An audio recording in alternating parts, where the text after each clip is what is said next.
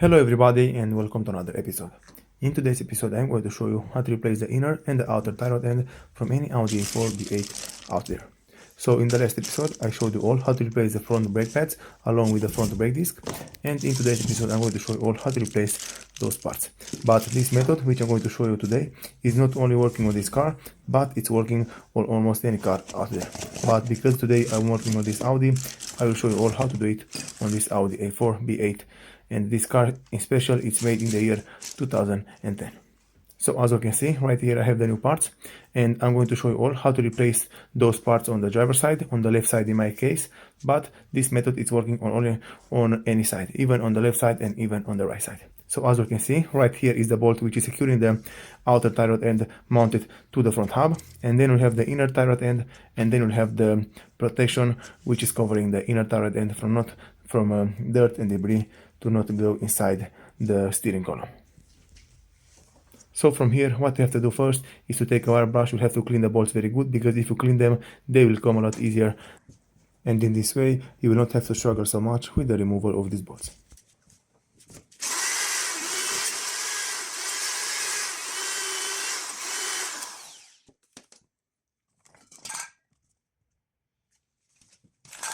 After you clean the bolts very well, I recommend you to take some WD-40 and also spray over the bolts, because it will also help you to remove them a little bit easier than usual. After that, the first thing which you have to do is to take a 24mm key and undo the little screw which is securing the outer tie rod end mounted to the inner tie rod end, and you don't have to unscrew it completely, only you unscrew it a little bit and then let it like this. After that, you can move ahead and remove the outer tie rod end from the hub. Then you have to take a hammer and hammer the outer tie rod end until it's coming out from the hub. And in my case, for example, I don't have to worry about damaging it, because I will also replace it with a new one. But in your case, probably, if you don't have to replace it with a new one, I recommend you to buy a special tool which will help you to undo it completely, and which will help you to remove it completely from the hub without damaging the threads or the bushing or any other side of the outer tie rod end. And after that, what you have to do, if you want to remove it, you'll have to count how many threads you have until you remove the outer tie rod end from the inner tie rod end. And in my case, for example, I had 21 rotation, so I have to rotate the outer tie rod end a full rotation. And in my case, I had to rotate it 21 times until it's coming out completely from the inner tie rod end. And when you're going to install the new one, you'll have to rotate it back again 21 turns. For example, in my case, to fit it properly like it was before, but even like this it will not be perfectly. And I recommend you all, after you do this kind of job, I recommend you all to take the car to an alignment shop, and they will do it perfectly in your case. After that, as you can see, you can remove the little screw which is securing the outer tie rod end mounted to the inner tie rod end. You'll have to use the 24mm key to remove it completely from the inner tie rod end. And after that, you'll have to remove the bushing. You'll have to unclip the two metal clips which are securing the bushing mounted to the inner tie rod end, and then you'll have to pull it out.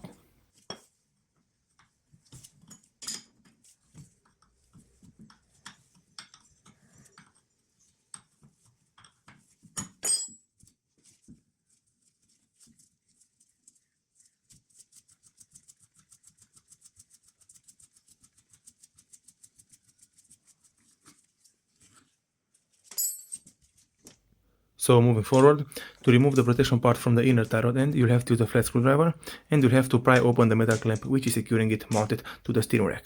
But in my case, for example, I don't have to worry about creating any damage to it, because I will replace it with a new one. But in your case, if you don't want to replace it, you'll have to take a little bit more care to not break it, to not bend it in any way, that you can install it back on the car. So if you destroy it, you won't be able to install it back on the car, because it will not work properly and it will not work as it's supposed to be worked.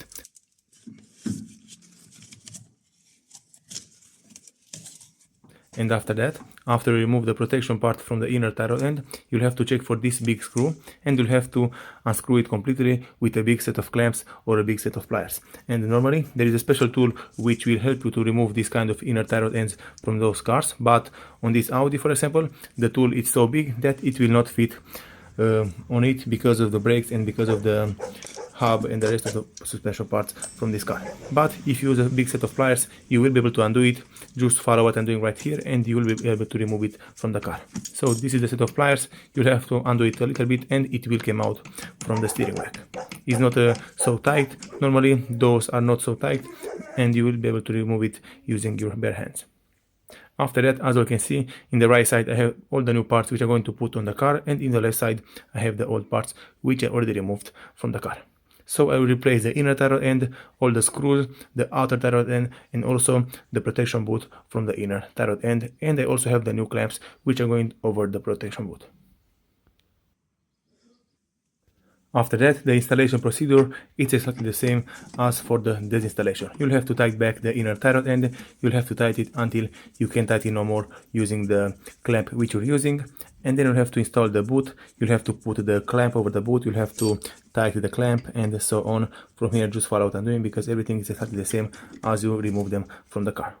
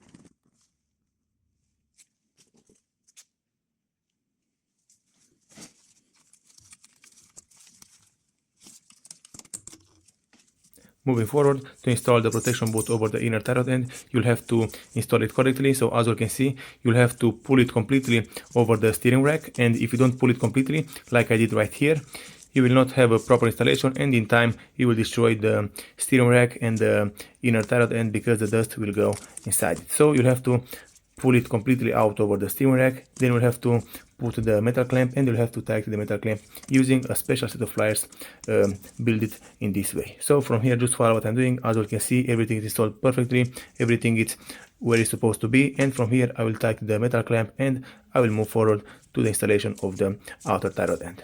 As you can see, I used my pliers and the metal clamp is secured over the steering rack, and now I'll have to tighten it on the other end of the inner tie rod end.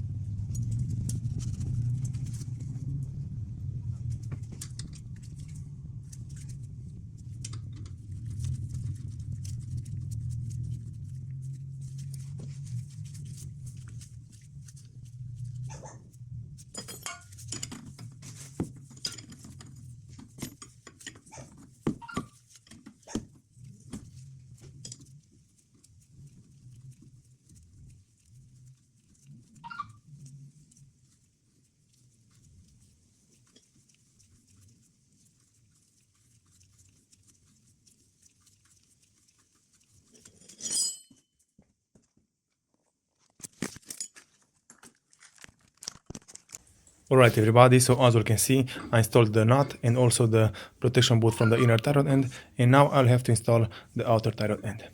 So I'll have to count how many turns I have.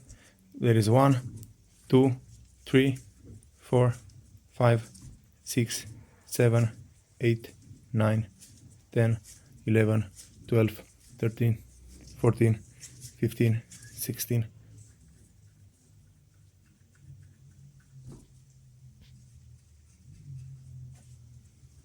17, 18, 19, 20, and 21. Right here, as you can see, I have 21 turns, like I removed it in the first place, and this is also how you have to do it on your car. From here, you'll have to secure it over the hub, and in this way, you will know for sure that the alignment is correctly in most of the cases. And also from here, you'll have to take it to an alignment shop to let them make it perfectly with the specialized machines and the lasers which they are using and so on. From here, all I have to do is to put it back over the hub. You'll have to tighten the bolt, you'll have to secure the little screw from the inner tie rod end, and from there the job is done.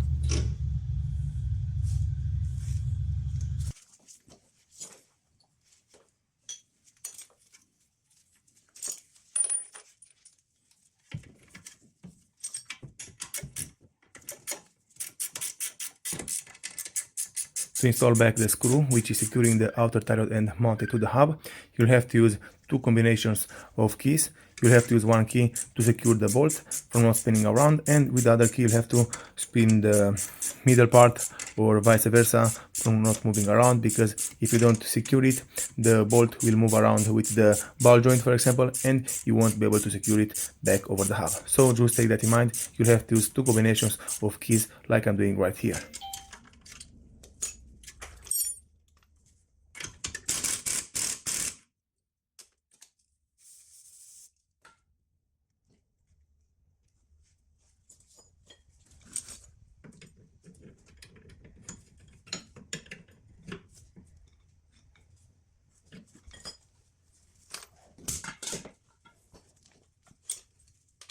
Alright everybody, so as you can see, in my case I finished this job. It's not such a difficult job, it can be done by anyone. You only need to know a few things and how to work with the tools, and that's it. As you can see, this is how the inner, the outer and also the boot, the protection of the inner tie rod end is looking on this car. This is how the job is done on this car, and from here you'll have to follow this exactly on your car and you'll be good to go. As you can see, this is how to replace the inner and the outer tie rod end from any Audi A4, B8 out there, doesn't matter which year it is. Thank you for watching. If you liked this video and found it informative, please leave a like and a comment down below. See you next time.